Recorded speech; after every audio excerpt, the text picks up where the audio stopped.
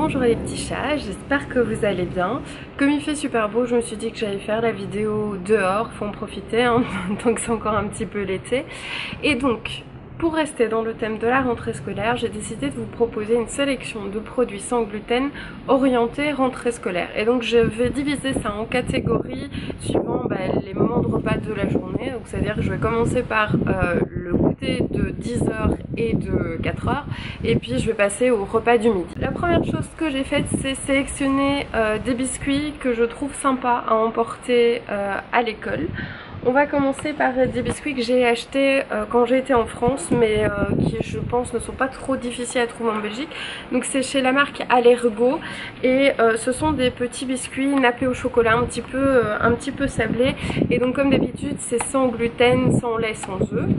Et ils sont emballés individuellement. Moi je les aime bien parce que je les trouve pas trop chocolatés et en même temps comme c'est un peu sablé c'est sympa, il y a une certaine texture agréable. Ils sont pas trop sucrés, pas trop écœurant. Le chocolat c'est du chocolat noir et il passe assez bien. Donc ça c'est un petit coup de cœur. Je pense que les enfants ça leur fera plaisir aussi d'avoir des biscuits au chocolat, et puis moi j'aime bien les emporter aussi. Il n'y a pas que les enfants qui aiment le chocolat. Et donc avec ceci en fait vous avez une autre version qui ressemble très fort. C'est la version sablée nature sans chocolat pour ceux qui ne mangent pas de chocolat ou qui ont envie de changer simplement. Et c'est un petit peu le même principe. J'ai l'impression qu'ils sont un poil vanillés, plus vanillé que les autres, ou alors c'est simplement le fait qu'il n'y ait pas de chocolat dessus qui change quelque chose. Et donc c'est de nouveau le même principe et à peu près la même recette. Et donc tous les deux je les ai trouvés en France chez Hyper U. Pour les prix je vous les note dans la barre d'infos et je les reprends ici pour la vidéo parce que de mémoire je ne les ai pas, mais ils sont pas très chers. On reste dans les biscuits, je sais pas si je vous en avais déjà parlé de ceux-ci, il ne me semble pas, mais ce sont des petits biscuits très cacaotés dans le style des Oreos. Et je trouve ça top parce que je pense que c'est un truc que tout le monde aime. Les Oreos c'est pas ce qu'il y a de plus sain, mais c'est un truc chouette. Et puis la pub avec le verre de lait, et puis on voit les Américains qui aiment bien manger, donc je pense que ça, quelque part ça nous convainc un peu tous de les manger. Et je pense que les enfants aiment bien ça, en tout cas je les vois souvent emballés individuellement. Et donc il y a la version sans gluten, sans œufs, sans lait, et je dois vous dire que je les trouve plutôt pas mal. J'aime bien, ils sont bien cacaotés, et puis on a l'impression, vraiment l'impression qu'il y a du lait dedans, alors que pas du tout. La petite couche vanille est vraiment super bonne. Alors ici la différence c'est qu'ils sont pas emballés individuellement, c'est comme ça. Donc en fait c'est 2 par 2, mais bon on peut tout à fait prendre un petit sachet et les emballer. Moi ce sont des biscuits que j'apprécie pour une chose, c'est que je trouve qu'ils ressemblent très fort aux Oreos classiques, et je pense que c'est important aussi pour des enfants de ne pas se sentir exclus mais d'avoir l'impression qu'ils mangent la même chose que les autres. Donc ça c'est vraiment un point positif pour ces biscuits-ci. Alors dernier biscuit que je vous présente, et je ne pense pas vous en avoir parlé non plus, ce sont des biscuits Maria. Donc on trouve des Maria classiques dans le commerce, et bien il y a aussi la version sans œufs, sans lait, sans gluten. Moi je les trouve au marché, donc je ne sais pas trop où on les trouve sur internet, mais je vais chercher et si je trouve je vous mets ça en barre d'infos. Et donc je trouve qu'ils ressemblent très fort aux Maria classiques, même au niveau du goût je les trouve vraiment très bons. Et donc moi c'est le genre de biscuit que j'aime bien parce que c'est pas acide, donc il n'y a pas de fruits, c'est pas chocolaté, ça se mange très facilement.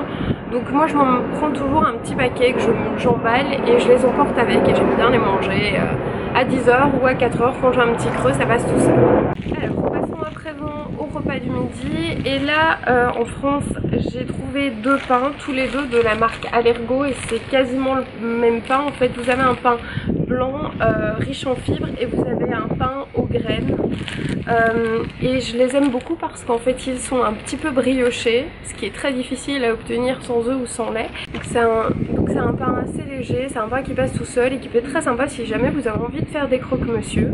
Pour des croque-monsieur, je vous recommande le jambon Fleury-Michon, le supérieur, voilà, qui est garanti sans gluten. C'est important, tous les jambons ne le garantissent pas et souvent il faut aller se renseigner. Celui-ci est vraiment garanti sans gluten et je le trouve très bon, je le trouve meilleur que beaucoup d'autres jambons. Et moi qui ai l'estomac fragile à cause des épices et tout ça, je le digère très bien. Et si vous cherchez du fromage à rajouter dessus, moi je connais le Delia, le Valio, enfin il y en a un tas à trouver qui sont sans lactose, râpés ou en tranches, que vous pouvez rajouter sans aucun problème. D'ailleurs le Fleury-Michon, moi je le trouve en France évidemment, parce qu'il y en a plein par exemple chez Hyper U, mais il est aussi disponible chez Carrefour. Alors si vous n'avez pas envie de manger de pain, Vous pouvez aussi vous faire un petit plat préparé, manger des pâtes par exemple. Et là j'ai fait une découverte en France. Ce sont les pâtes Scar, les fusilli. En fait je connaissais pas celles-là, je connais beaucoup mais je connaissais pas celles-là. Et elles ont une particularité, c'est qu'elles ont du goût. En fait elles sont très légèrement sucrées, il y a un peu de sucre dedans, c'est ça, un sirop de sucre dedans.